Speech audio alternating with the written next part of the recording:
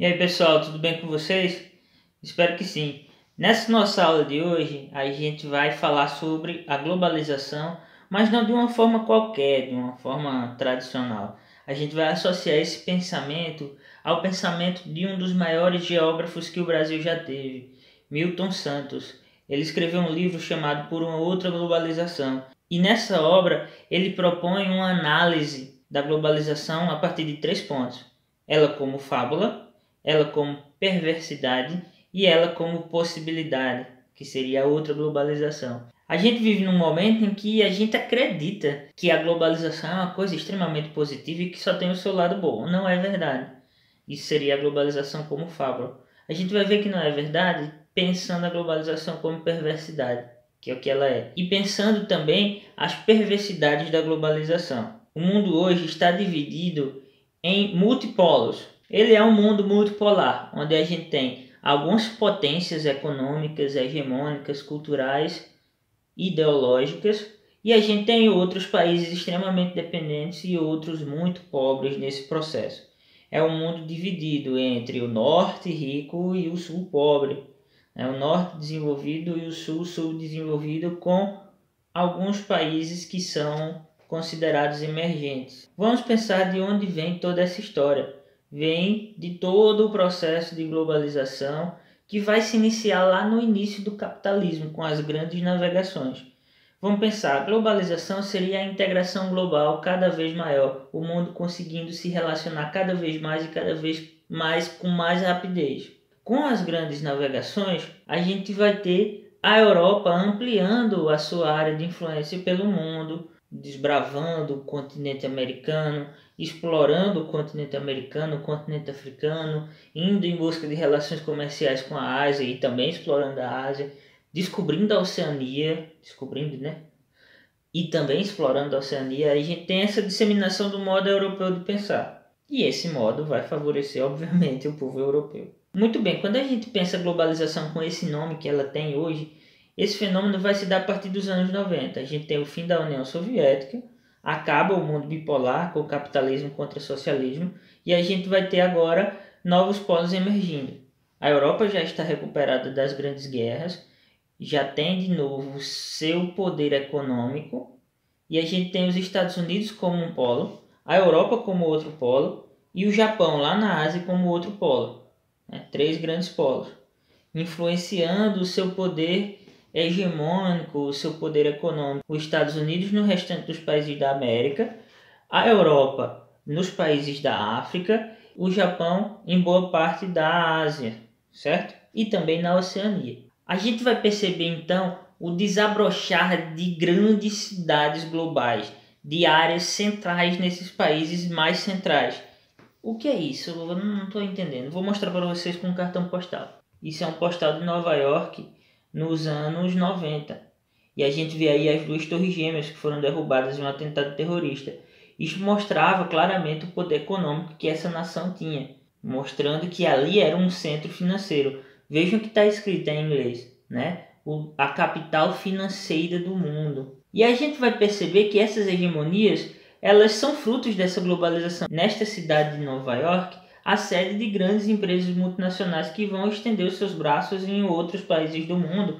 E isso vai fazer com que uma das perversidades dessa globalização seja a impossibilidade de que países que têm muitas multinacionais estrangeiras não consigam desenvolver a sua economia. Então a gente vai ter hegemonias de um lado e desigualdades do outro. A gente vai ter países que não conseguem crescer economicamente porque estão submissos, estão submetidos a esses outros países. Por exemplo, outro país que também exerce esse poder, o Reino Unido. Aqui está um postal de Londres, a capital, o símbolo máximo desse país, né, a Abadia de Westminster, com a ponte, com o Big Ben, e mostrando o seguinte, que a Inglaterra, que é uma grande potência colonizadora, ela consegue se recuperar mesmo depois das 2 grandes guerras, e ela consegue recuperar sua hegemonia e continua sendo um centro financeiro, um centro econômico muito importante no mundo.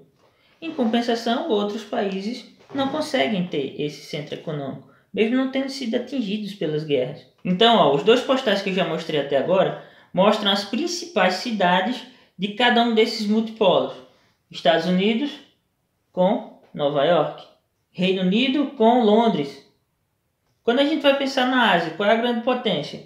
Até os anos 90, quando a nova ordem mundial vai se estabelecer, era o Japão. O Japão foi a segunda economia mundial por muitos anos. Então tá aqui, ó, um postal mostrando Tóquio.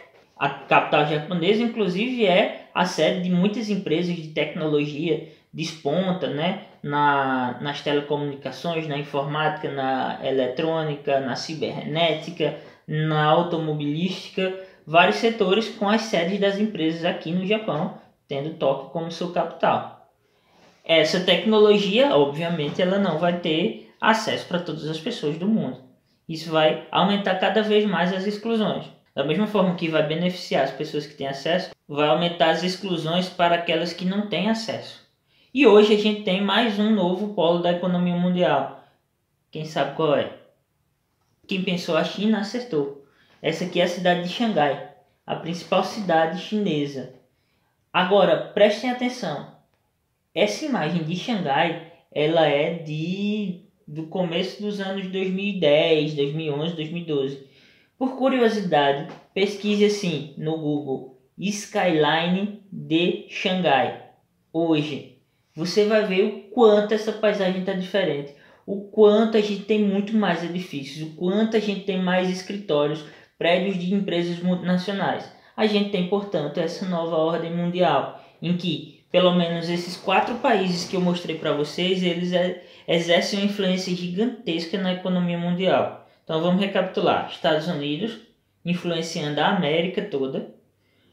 A União Europeia com alguns países, entre eles Reino Unido, Alemanha, França, influenciando também o mundo inteiro, mas com foco principalmente na África. A Europa recebe muitos imigrantes africanos, de países africanos que foram colônias europeias. Muita gente que fala inglês, muita gente que fala francês, porque foram colônias desses países, que eram potências colonialistas, também potências imperialistas, e hoje exercem um poder muito forte nesse período da globalização em que vivemos.